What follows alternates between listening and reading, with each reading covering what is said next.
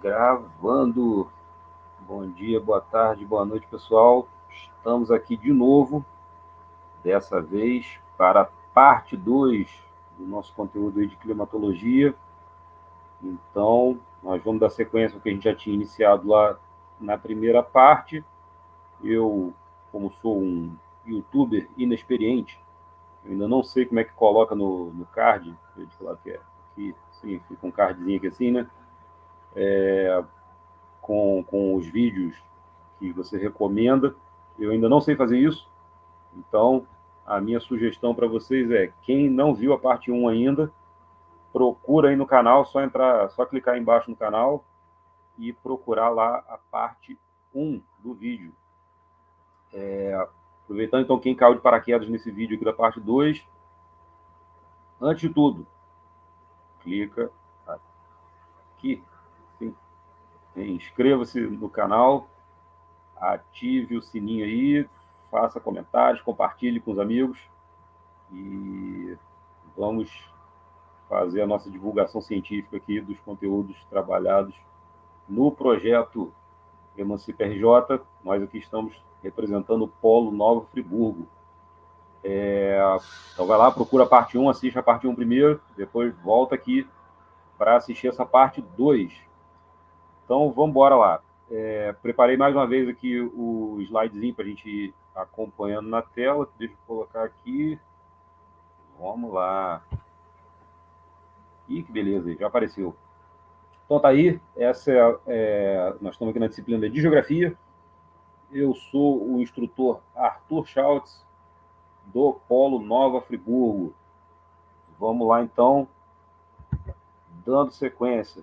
Nós já começamos lá na parte 1, para quem for voltar lá, já vou adiantando aqui.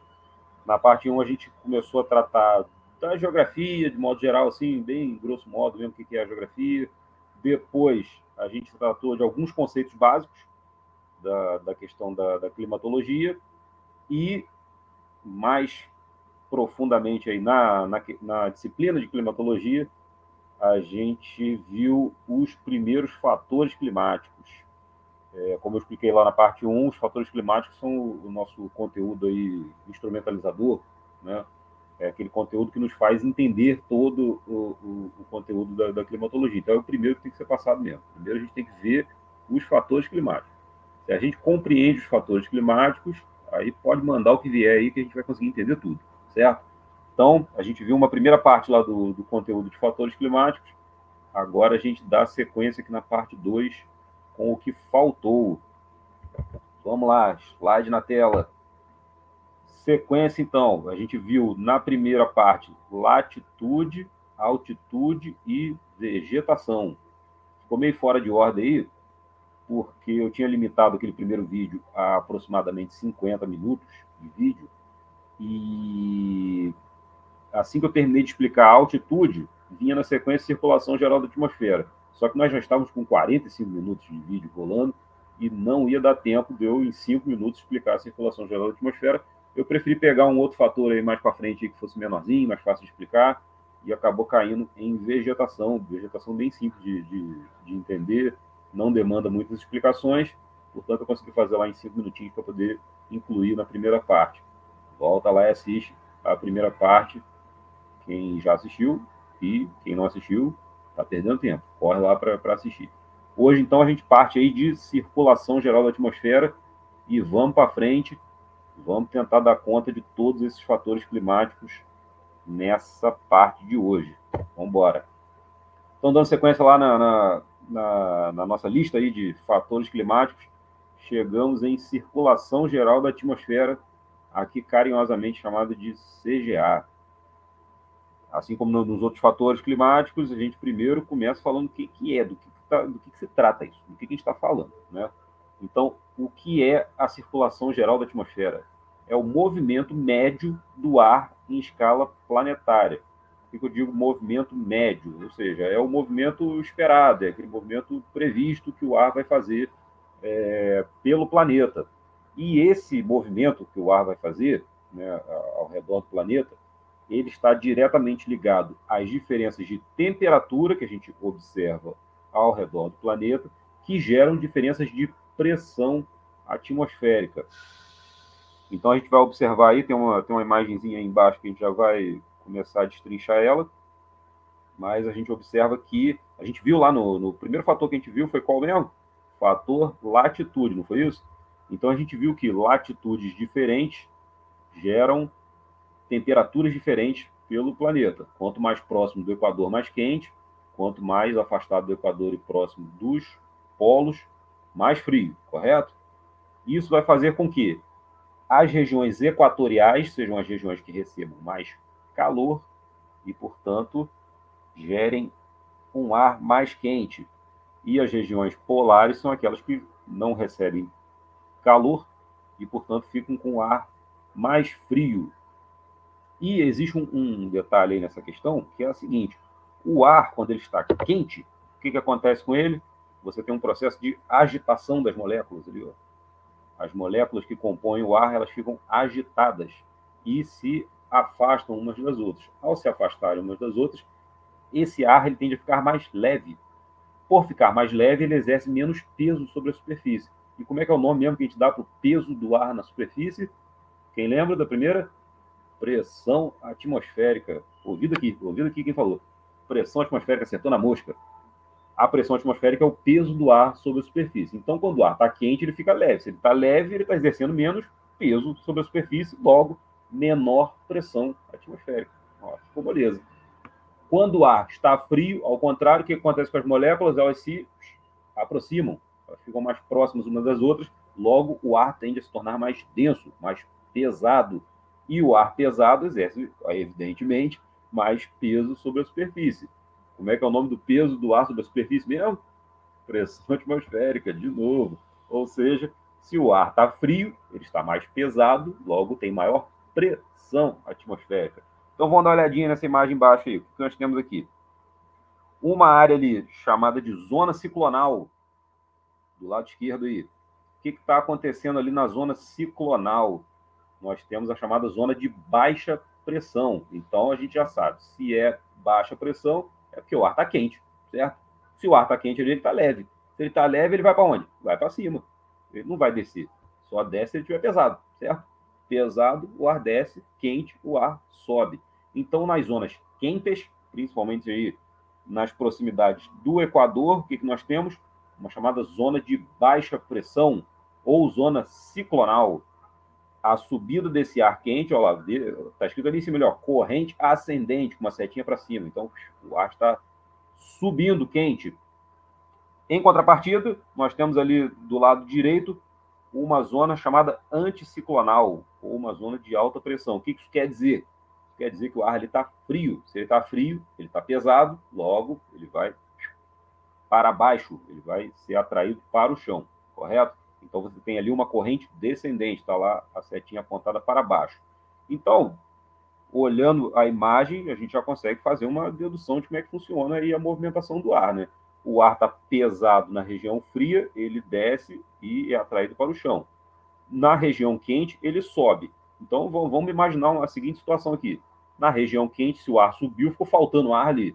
Na região fria, o ar desceu, ficou sobrando ar ali, próximo da superfície. Logo, o ar vai ser atraído da região fria, onde está a alta pressão, para a região quente, que é a região de baixa pressão. Então, nós temos esse primeiro movimento do ar aí, que é da zona de alta pressão para a zona de baixa pressão. E lembre-se, sempre, invariavelmente, venta da zona de alta pressão para a zona de baixa pressão. Então, o ar vai sempre das zonas frias para as zonas quentes, da alta pressão para a baixa pressão. Só acompanhar aí pela figura, ó. Então, nós temos aí a setinha para baixo da corrente descendente da zona de alta pressão. Depois, esse ar que atingiu a superfície, ele é atraído, na setinha que está aí para a esquerda, na direção da zona de baixa pressão. Na zona de baixa pressão, esse ar esquenta, sobe e recomeça o ciclo, sendo atraído na direção da zona de alta pressão, desculpa, lá por cima. Então, próximo da superfície, venta da zona de alta pressão superficial para a zona de baixa pressão superficial.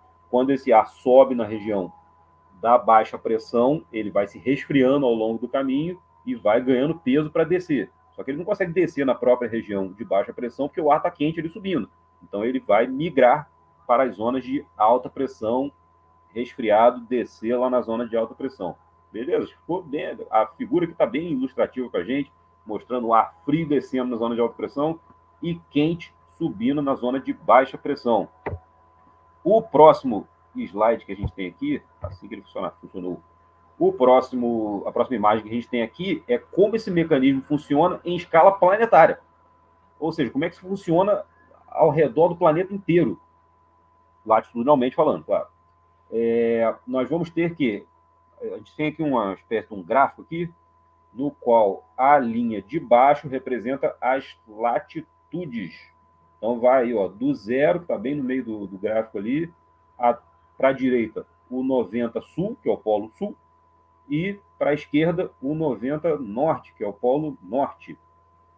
E na linha vertical, aqui do lado esquerdo, nós temos a marcação da altitude, ou seja, quanto esse ar sobe, aí para cima mesmo. Ele vai subindo, lá para cima, conforme ele se esquenta, e depois lá de cima ele desce, conforme ele se resfria. Então, vamos lá, o que a gente percebe aqui por essa imagem? A zona equatorial, representada ali pelo grau zero, olha para a linha horizontal agora, hein? A linha de baixo é horizontal. No grau zero ali, nós temos a região equatorial, que é o grau zero de latitude, correto? O que está escrito ali embaixo? Baixa. O que isso quer dizer? É uma zona de baixa pressão, porque o ar ali esquenta. Se ele esquenta, ele sobe.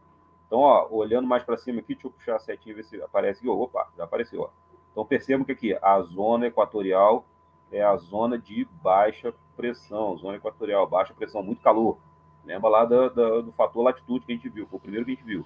Então, aqui o que acontece? O ar sobe. Ó, perceba a setinha aqui, ó.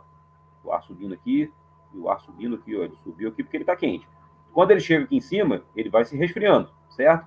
Então, conforme se resfria, o que acontece? Ele fica pesado e desce. Só que ele não consegue descer aqui no Equador mesmo, por quê? Porque aqui no Equador, o ar continua se esquentando aqui e subindo. Então, ele é obrigado a descer para as latitudes mais altas. Então, ele vai descer na direção... Uma parte desse ar vai descer aqui na direção do polo e uma parte vai descer aqui na direção dos trópicos. Esse trópico aqui que eu estou mostrando, já que é o lado sul, é o trópico de Capricórnio, e esse lado de cá é o trópico de Câncer, ou seja, trópico de Capricórnio ao sul, trópico de Câncer ao norte. Então, perceba a movimentação aí, ó. O ar subiu, cadê a setinha? Voltou.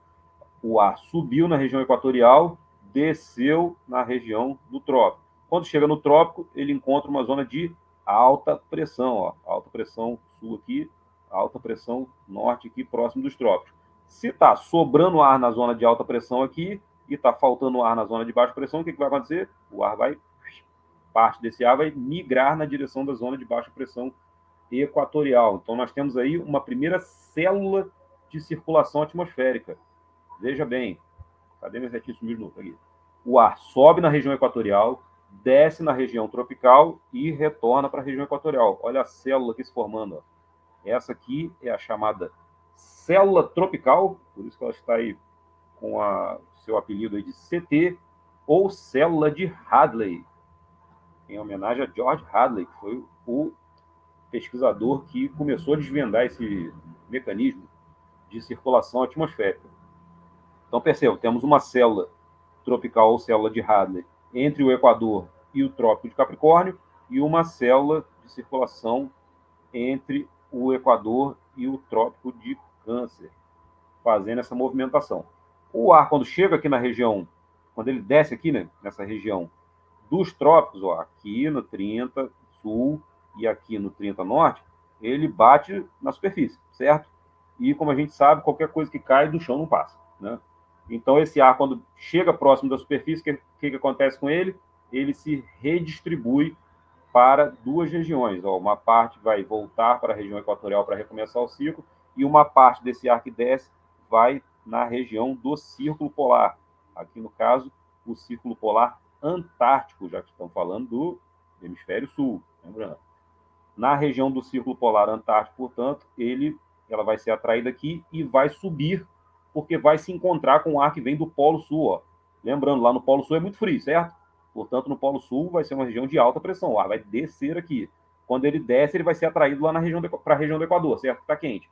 Só que no meio do caminho ele se encontra com o ar vindo aqui do trópico.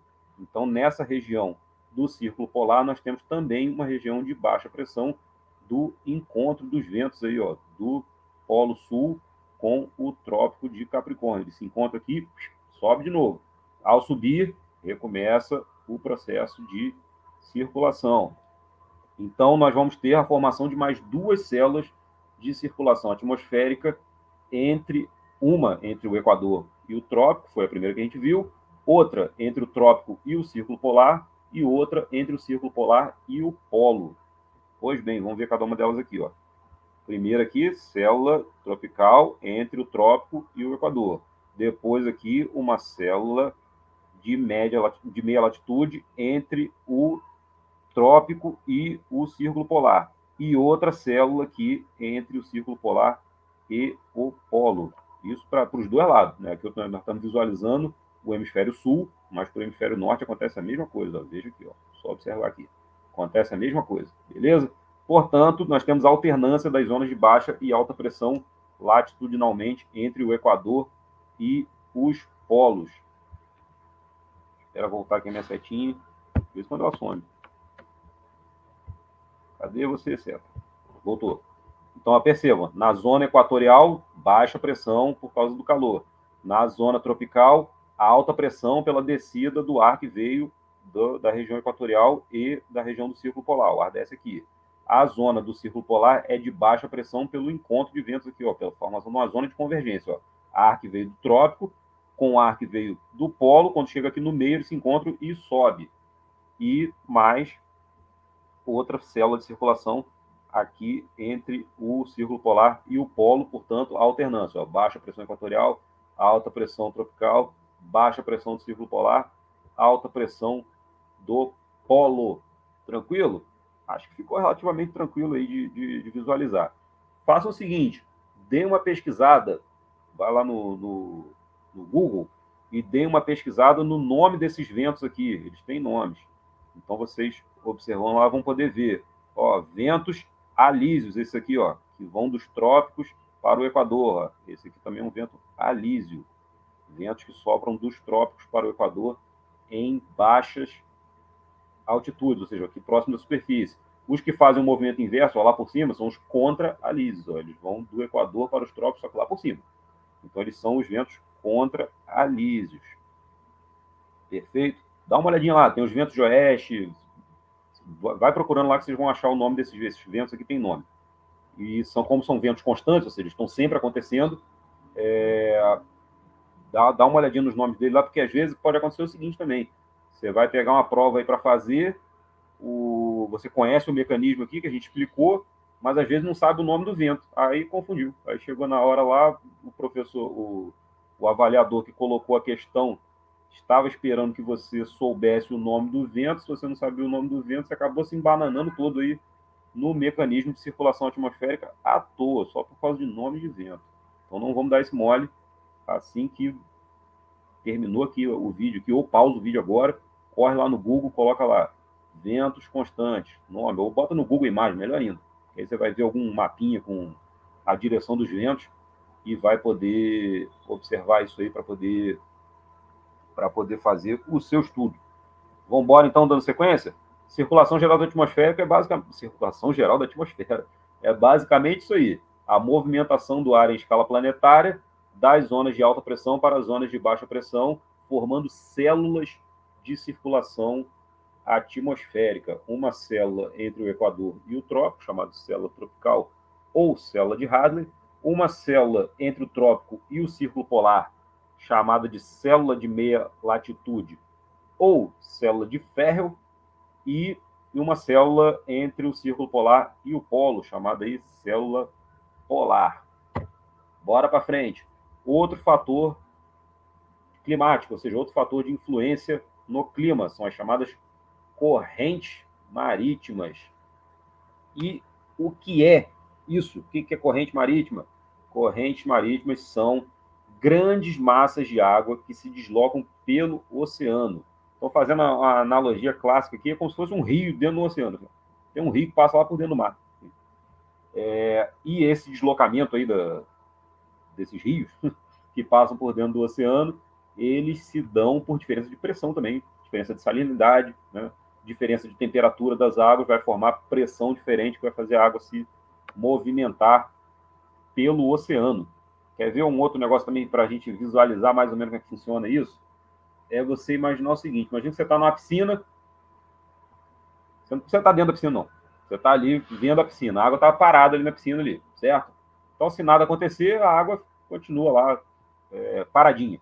Aí você pega uma mangueira dessa de água, abre lá a torneira e bota a mangueira dentro da piscina. E enfia a mão ali por baixo ali. O que você vai sentir? Você vai sentir um deslocamento da água. Ou seja, a água que sai da mangueira está com uma pressão maior, certo? Ela vai fazer aquela força ali que vai deslocar a água da mangueira por dentro da água da piscina. Então você vai sentir uma pressãozinha ali diferente da água se movimentando, de uma água se movimentando dentro da outra, né? Ou seja, a água da mangueira se movimentando por dentro da piscina, certo? É mais ou menos assim que funcionam as correntes marítimas, só que por um tipo de pressão, por uma origem de pressão diferente e que fazem grandes deslocamentos. A mangueira na piscina ali vai fazer um deslocamento pequenininho, né? Rapidamente vai dissipar a força e ela vai perder força para continuar o seu movimento. Agora, no oceano, não. No oceano, toda a dinâmica do planeta Terra faz com que ela se desloquem por distâncias imensas, vai de um continente até outro, né? Essas correntes marítimas. E as correntes marítimas podem ser quentes ou frias, aí dependendo da origem dessas correntes, certo? Correntes que se formam próximas ao Equador são correntes quentes, as correntes que se formam em oceanos próximos aos polos são correntes frias, e elas vão alterar a atmosfera por onde elas vão passando. Correntes quentes, por óbvio, o que elas fazem com a atmosfera? Esquentam a atmosfera e umedecem também essa atmosfera, né? Porque a água, quando está quente, o que acontece com ela? Ela evapora, certo? Então, uma corrente quente, conforme ela vai passando por uma determinada região oceânica, ela vai jogando umidade para a atmosfera. Já uma corrente fria, o que ela faz? O movimento inverso. Ela resfria a atmosfera pelos locais onde ela está passando e ela retira o conteúdo de umidade da atmosfera. Porque quando ela resfria a atmosfera, o vapor d'água que está suspenso aí na atmosfera também se resfria e gera chuva. Mais para frente, quando a gente for ver elementos climáticos, a gente vai falar um pouquinho sobre chuva, como é que funciona o mecanismo de chuva.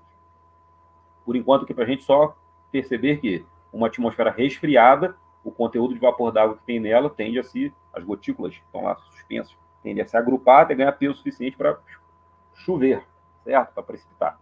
Então, correntes quentes ou frias alteram a atmosfera por onde elas passam. Correntes quentes tendem a aquecer e umidificar a atmosfera, enquanto que correntes frias tendem a resfriar e retirar o conteúdo de umidade. Próxima imagem na tela, o que nós temos aí? Um mapinha, um mapa mundi demonstrando a movimentação de correntes marítimas. Olha só que beleza. Então a gente tem aí, ó, as setas indicadas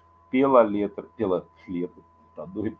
Pela cor azul, são as correntes frias. Percebam que elas se originam aí, né, em sua geralmente, né, de modo geral, próximas dos polos, são as correntes frias, enquanto que as que estão na cor em laranja são as correntes quentes, elas se originam aí, a maior parte delas próximo da região equatorial. Então vocês podem pegar aí mais ou menos aí, vocês derem uma pesquisada também, vocês vão ver como que funciona esse mecanismo e como que essas correntes alteram a dinâmica do clima global, né?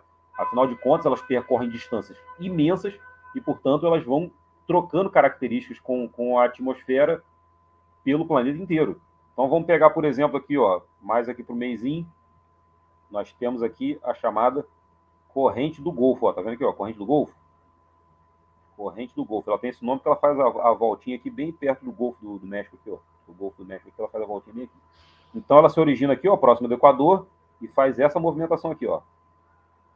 Vai, norte, norte, norte. Quando chega aqui, ela se divide, uma parte vai aqui, volta na direção da África, outra parte vai na direção aqui da Europa, outra vai mais lá para o norte, na direção do Ártico.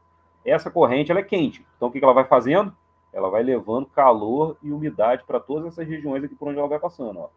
E, inclusive, quando ela chega aqui na Europa, ela ajuda a amenizar os invernos aqui na região da Europa Ocidental. Ó. Esse trecho aqui, ó, esse trecho aqui todo aqui da Europa Ocidental tem os seus climas, os seus invernos amenizados pela corrente do Golfo.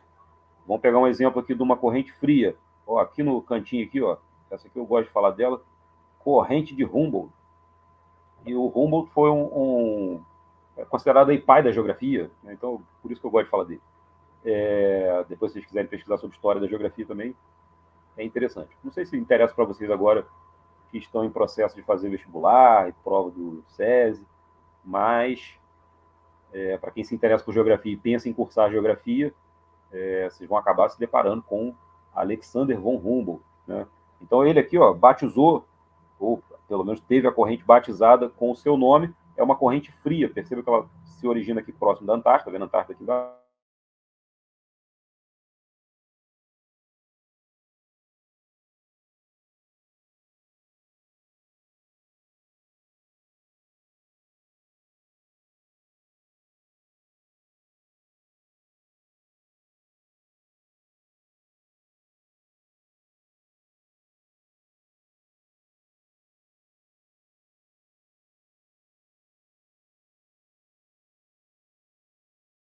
o conteúdo de umidade que tem nela é retirado. Então chove aqui no mar. Ó. A corrente de Ruhr passou por aqui, fez chover aqui no mar. Essa umidade do Oceano Pacífico, que iria na direção aqui do sul da América do Sul, acaba chegando aqui seca, porque o conteúdo de umidade acabou chovendo no oceano.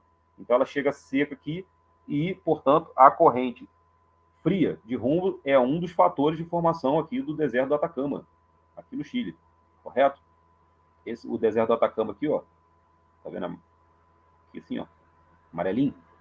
O deserto do Atacama aqui no Chile, um dos fatores de formação dele é justamente a corrente fria. Por quê? A corrente fria impede que a umidade do Oceano Pacífico chegue até o continente, faz chover aqui no próprio oceano.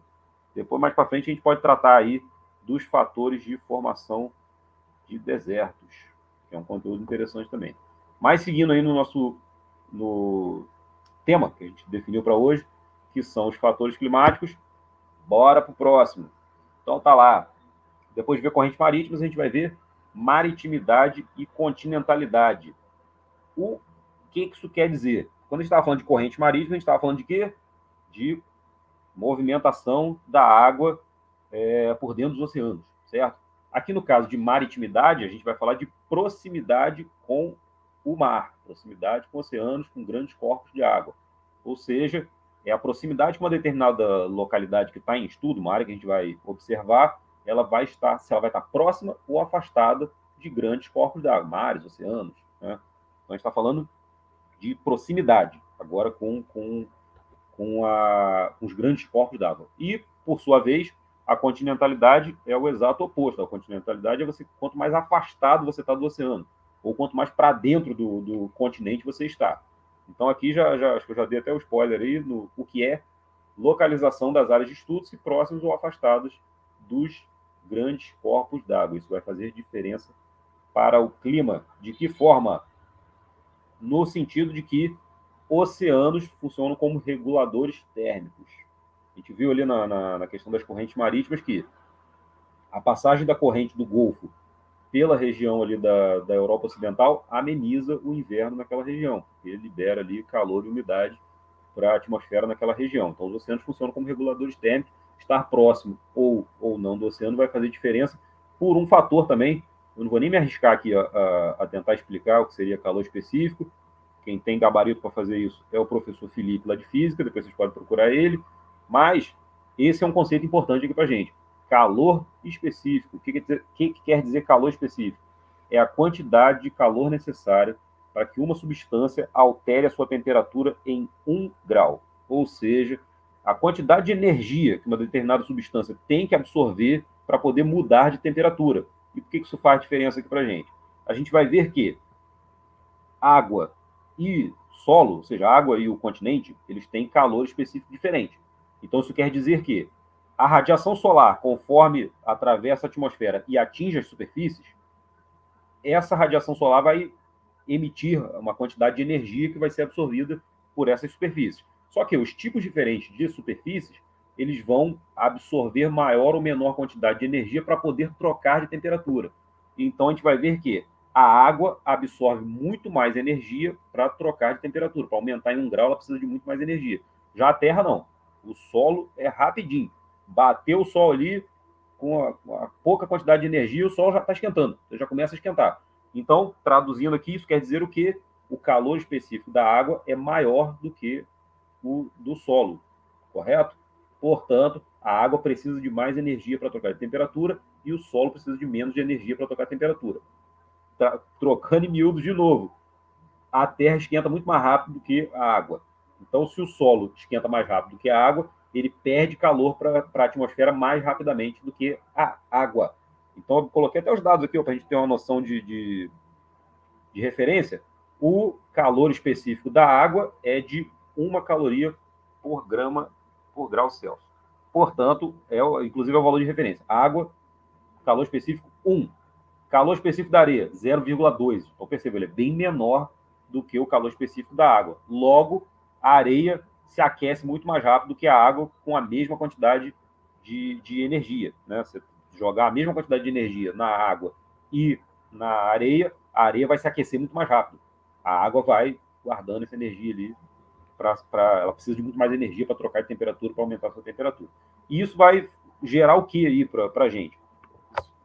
Por óbvio, pelo que a gente já falou. Se a Terra aquece muito mais rápido que a água, logo a atmosfera sobre o continente se aquece mais rápido do que a atmosfera sobre o oceano. Olha que beleza. Então, isso vai fazer com que aconteça o seguinte: os verões tendem a ser mais quentes nas áreas continentais, porque a atmosfera se aquece mais rápido sobre a área continental, e os verões tendem a ser não tão quentes nas áreas próximas ao oceano. Por quê? Porque a água fica retendo esse calor lá e não liberando tanto calor para a atmosfera, porque a atmosfera se demora mais para se aquecer na região, nas regiões litorâneas, né, próximas dos oceanos. O inverno você já tem o contrário. Na região continental, o calor que foi absorvido ali durante o verão, ele se perde durante o verão mesmo, porque a Terra não consegue reter calor ali. Ela bateu energia, esquentou, perdeu o calor para a atmosfera rápido. Já na área oceânica, não. A água fica absorvendo essa energia, vai absorvendo, vai absorvendo, vai absorvendo, e não libera calor para a atmosfera na mesma velocidade que a área continental. Portanto, quando chega no inverno, o que acontece na área litorânea? Aos pouquinhos, esse calor que foi absorvido durante o verão vai se perdendo e amenizando o inverno. Isso gera o que a gente chama aí de diferença de amplitude térmica. Mais um conceito para a gente. O que é amplitude térmica? Amplitude térmica é a diferença entre a maior e menor temperaturas de um determinado local em um período de tempo. Então, você pode ter amplitude térmica diária. Qual foi a maior temperatura de hoje e a menor temperatura de hoje? Amplitude térmica mensal. Qual foi a maior temperatura registrada no mês e a menor temperatura registrada no mês? Mas quando a gente fala de amplitude térmica, de modo geral, nós estamos falando de amplitude térmica anual, ou seja, a maior temperatura registrada no ano e a menor temperatura registrada no ano. As áreas continentais tendem a ter maior amplitude térmica, ou seja, verão muito quente, inverno frio. As áreas litorâneas, que estão próximas dos oceanos, portanto, têm amplitude térmica baixa. Não é tão quente no verão e também não é tão frio no inverno. A diferença entre a maior e a menor temperatura fica próxima. Nas áreas continentais, a diferença entre a maior e a menor fica mais alta. Você tem uma diferença maior de temperatura mais alta e mais baixa nas áreas continentais e mais próximas, a diferença entre a maior e a menor temperatura está mais próxima nas áreas litorâneas. Beleza? Bora seguir. Mais um fator aí, fator relevo. E começamos pelo começo mais uma vez. O que é relevo? Agora eu vou falar bonito, hein? Conjunto de saliências e reentrâncias da superfície terrestre. Isso é um conceito maravilhoso. Olha só, você ouve um negócio desse, você fala assim, acho que dá para fazer um poema com isso aí, dá para fazer uma música. Conjunto de saliências e reentrâncias da superfície terrestre. Mas vamos trocar em miúdos aqui mais uma vez, vamos traduzir. O que é o conjunto de saliências e reentrâncias da superfície terrestre? É o modelado da superfície. Ou seja, imagina o nosso planeta aqui, aí a superfíciezinha aqui, ó, é onde a gente está pisando, né, o chão. O modelado dela, ó, partes mais altas, partes mais baixas, partes mais planas, partes com depressão, né? Ou seja, esse modelado da superfície do planeta é o que a gente chama de relevo, ou seja, o conjunto de saliências e reentrâncias da superfície terrestre. E para que serve aí a questão do relevo? Por que isso é importante para o clima? O relevo é importante para o clima porque ele gera alteração de padrão de circulação atmosférica, porque quando a gente viu lá na CGA, lá, né, a circulação em células de circulação atmosférica, a gente viu como se todo o planeta fosse lisinho, assim, ó, fosse tudo retinho, certo? Sendo tudo retinho, o ar vai se movimentar sempre daquele jeito ali. Só que, pelo meio do caminho, esses ventos vão encontrando barreiras aí, ó. São as montanhas. Vou desenhar uma montanha aqui com a minha mão. Então, o vento vem. Ele passaria reto se não tivesse isso, mas como tem a barreira de relevo, ele desvia para cá, desvia para cima, né? Então, você tem o relevo fazendo alteração, desvio de ventos, né? Às vezes formando corredor de vento também, né? Em algumas regiões. E as regiões de relevo em que há desvio de vento para cima, a gente tem a formação de duas vertentes da montanha. A vertente barlavento, que é a vertente que recebe o vento diretamente, e se for um vento úmido, por exemplo, se for uma massa de ar úmida, esse vento, ao bater na montanha, ele é deslocado para cima e gera chuvas nessa vertente da montanha, enquanto que o outro lado é chamado de sotavento. Quando o vento finalmente consegue ultrapassar essa barreira de relevo, ela chega do outro lado seca, e temos aí mais um fator de formação de deserto. A gente falou que ia falar dos fatores de formação de deserto, já vimos dois. Na verdade, a gente viu três, mas o primeiro não falei. Vou recapitular agora, então. Fator de formação de deserto. Relevo, ou seja, uma barreira de relevo recebe uma massa de ar úmida, gera chuvas numa das vertentes e seca do outro lado da vertente. O outro fator de formação de deserto, corrente marítima fria. Vou até voltar aqui para a gente poder ver de novo. Ó. Aqui na corrente de Humboldt, fria, certo? Resfria e gera seca nessa região aqui, porque a umidade não consegue chegar nessa região. E o outro fator de formação de deserto é isso aqui, ó. Descida dos ventos contralisos, ó. Porque o que acontece aqui na região equatorial? O vento, o ar que se forma aqui, ele forma quente, certo? Então forma uma zona de baixa pressão aqui. Por ser baixa pressão, esse ar sobe. Junto com ele sobe a umidade vai subindo junto. Quando chega numa determinada altitude aqui, esse ar se resfria e quer descer, certo? Ele vai descer para os lados aqui. Só que a umidade, pelo peso dela, ela consegue descer aqui na região equatorial mesmo. Portanto, na região equatorial você tem chuvas abundantes acontecendo durante o ano inteiro. Esse ar que desce aqui na direção da região tropical, ele desce seco.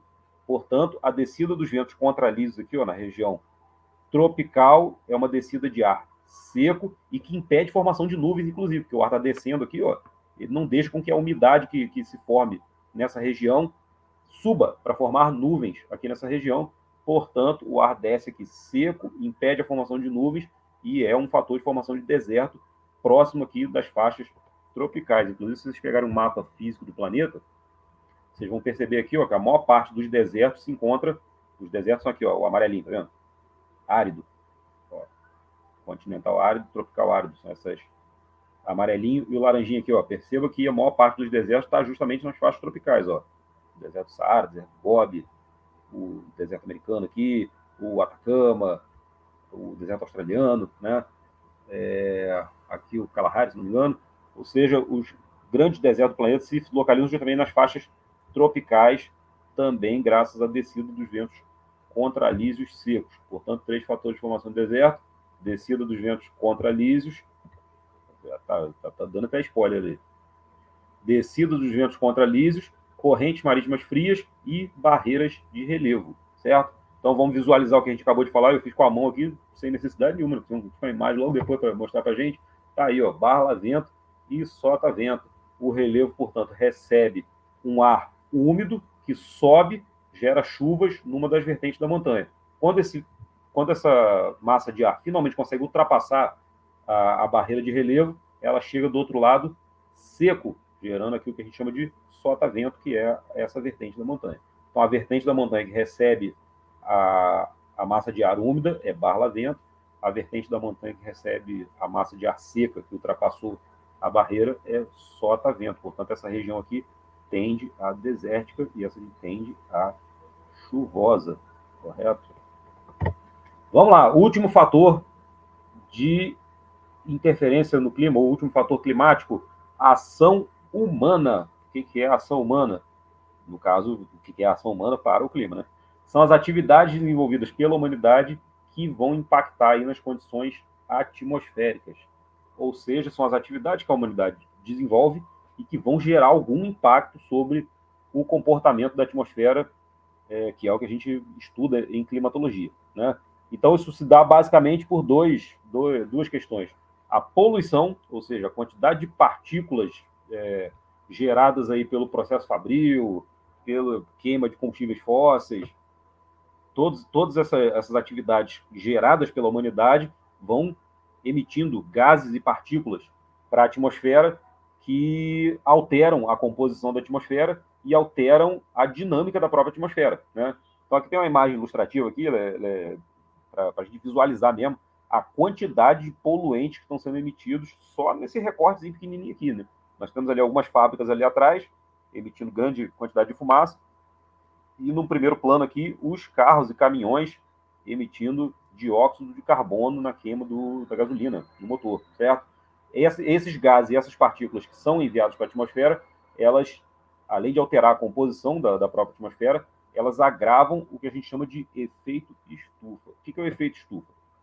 O efeito estufa é um efeito natural que nós temos aqui no nosso planeta, que é a atmosfera, né, a camada de gases que compõe que envolve o nosso planeta, ela tem uma composição ali no qual alguns desses gases são chamados gases estufa, porque eles retêm calor aqui na superfície do nosso planeta, certo?